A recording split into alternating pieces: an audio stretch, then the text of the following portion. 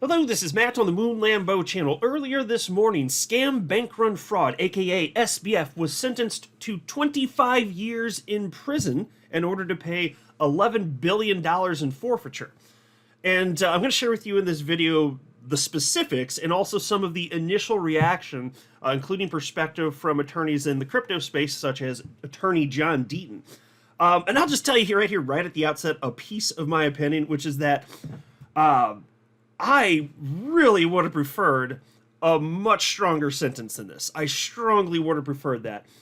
But my thoughts, are as long as he gets, at least close to a few decades, and this is what I've been thinking in least recent days and weeks, as long as he gets at least that, then, it's not something that I could call a complete travesty of justice. It's still a pretty great day, because this guy's life is ruined, which is great because he ruined so many other people's lives.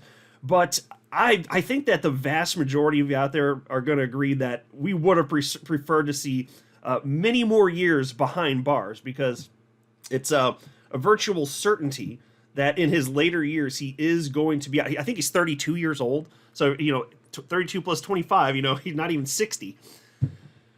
So is what it is. I'll get you all caught up on what's going down here. So I know some people are disappointed, and I'm kind of like, at least his life is ruined because he ruined so many. You know what I mean?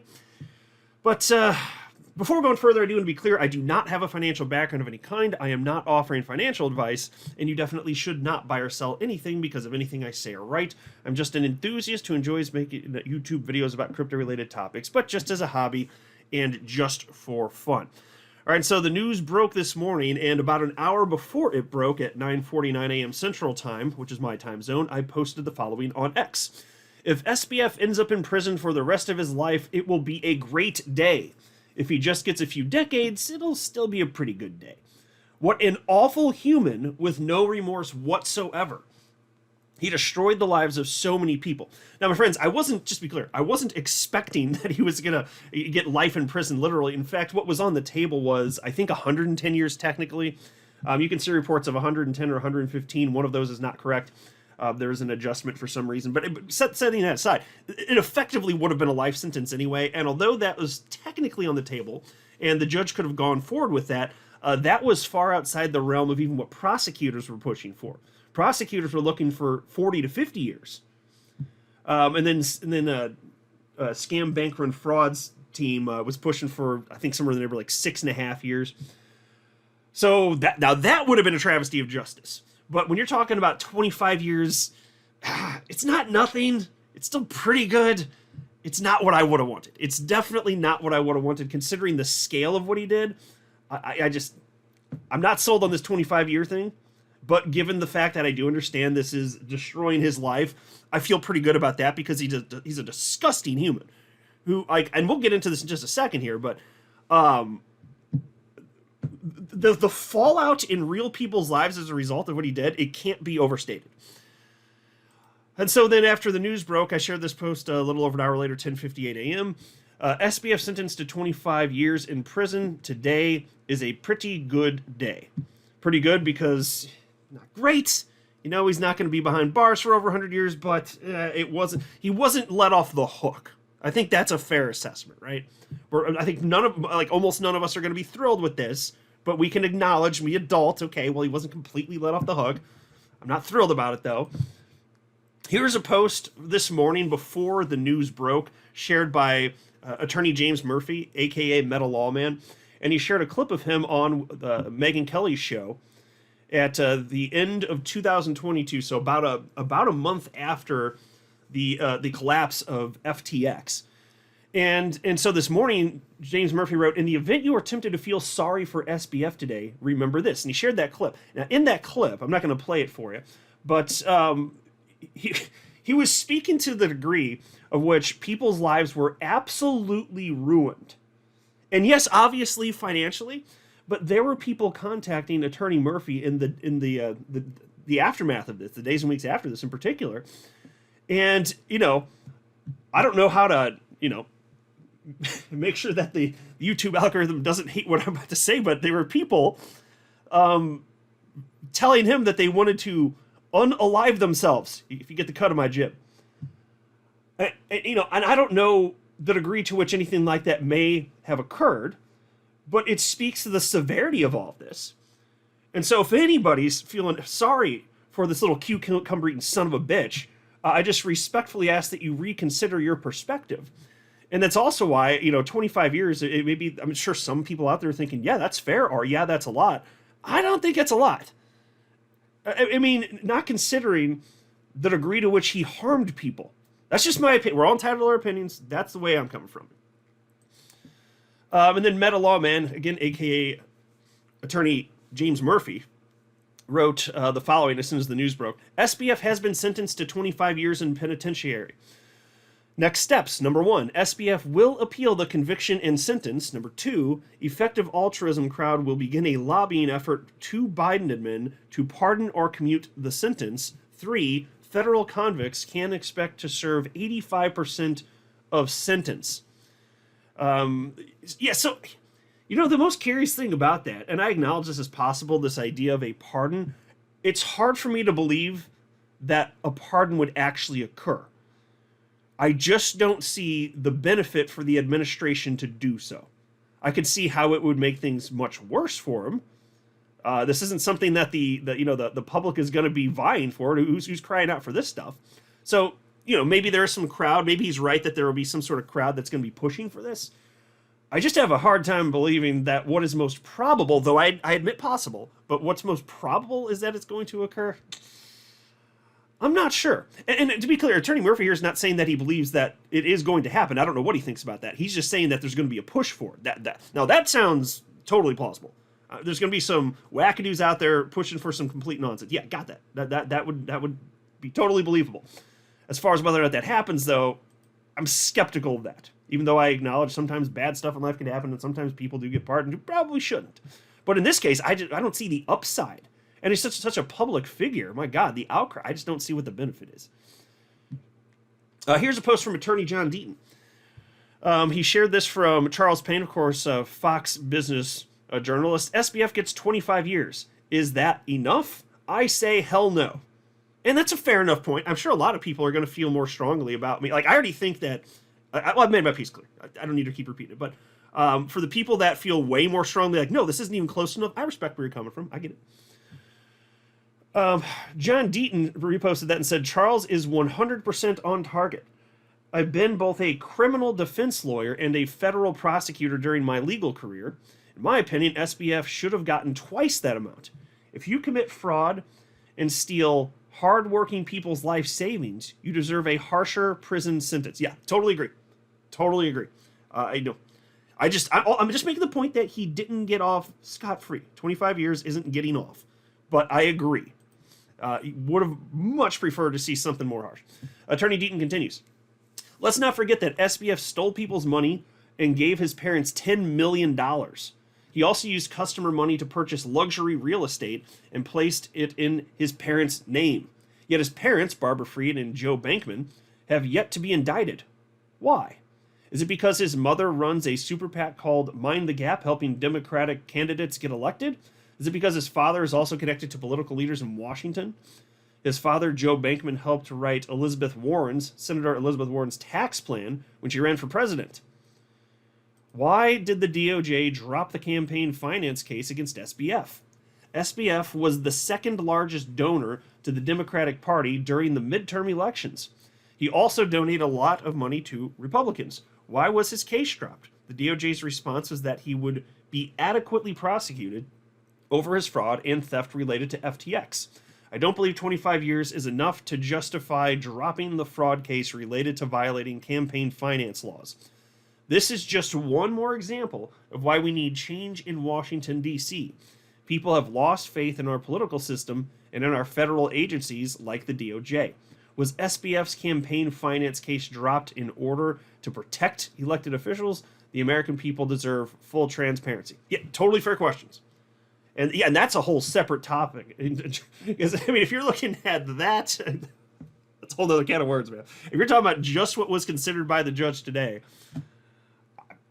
I think we're all mostly going to agree. Like, I think we're all it's like, there's shades of gray in between, like, do we feel a little more to this way or that way? Okay, but I think most people are going to feel about the same way on this. Because it's just common sense that would lead you roughly to where we're going, which is, Yeah, would have loved to see him behind bars longer, but he's not off the hook.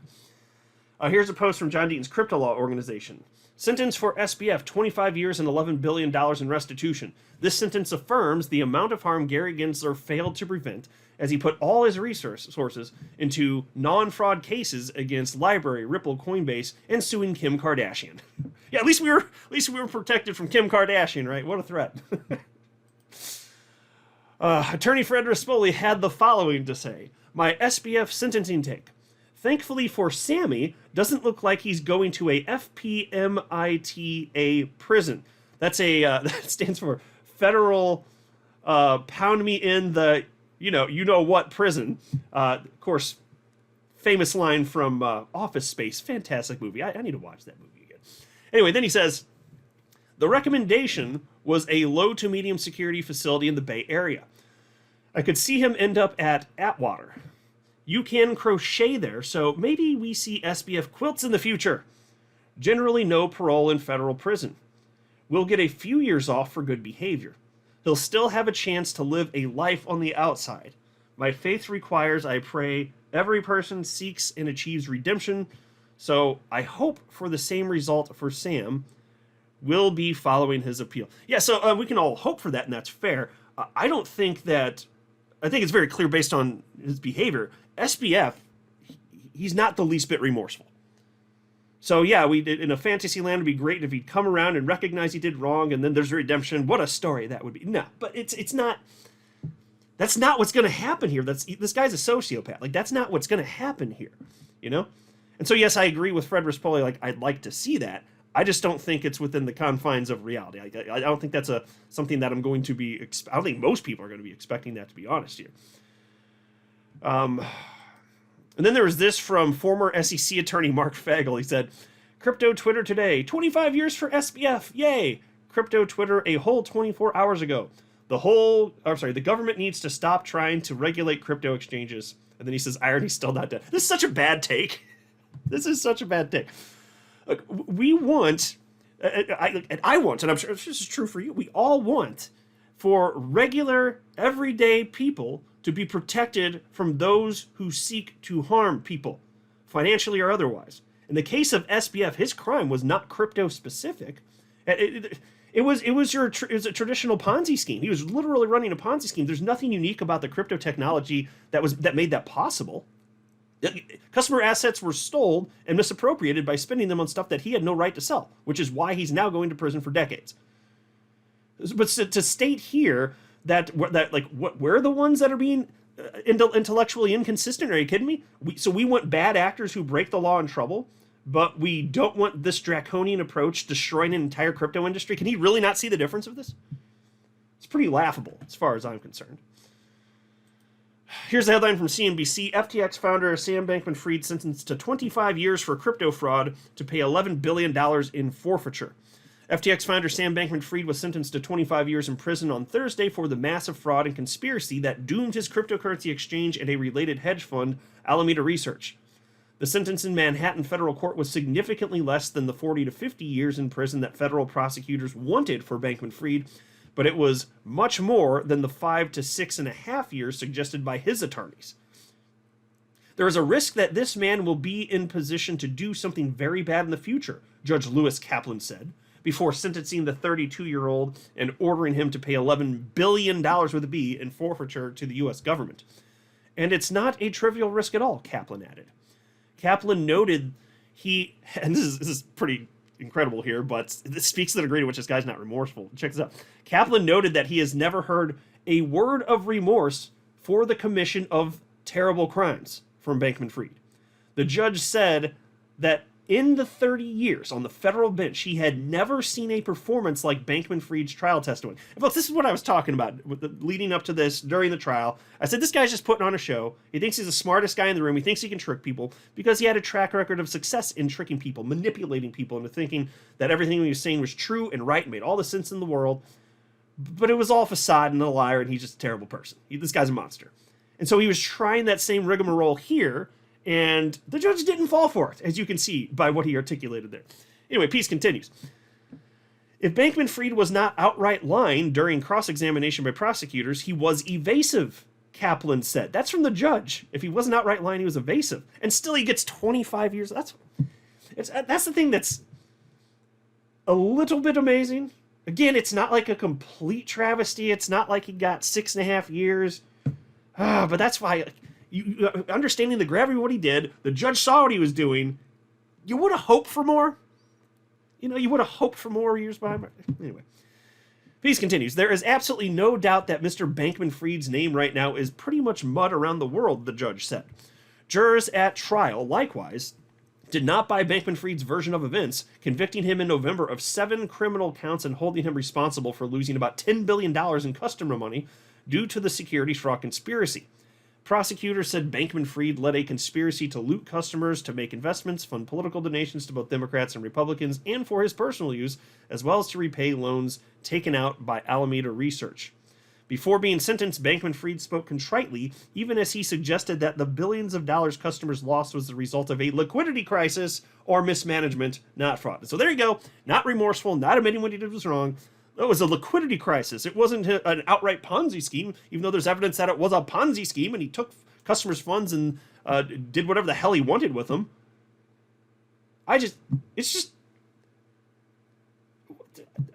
What a cucumber-eating son of a bitch. Like, what else can I say about this guy? This little butt nugget with a fro. Like, really grinds my gears, folks. Peace continues. A lot of people feel really let down, and they were very let down, he said.